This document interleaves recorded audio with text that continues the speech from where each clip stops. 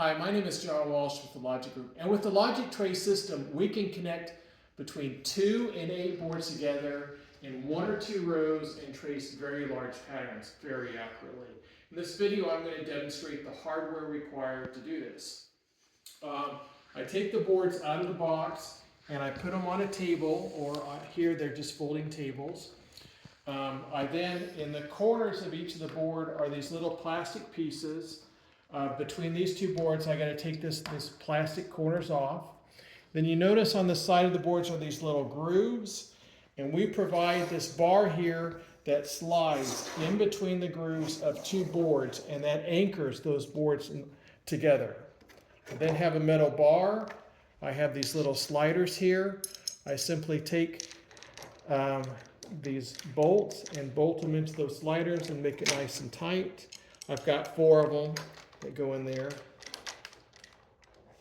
and tighten those, and then that keeps it together. We provide a 110 to 220 power supply for each of the boards. It goes just right on the back of the board right there. We provide these serial cables. They go right into the back of the board here. And then the serial cables, we have a serial to USB box. Each of the cables plug into this box here. And then there's a USB cable that goes from there into a USB port on the computer.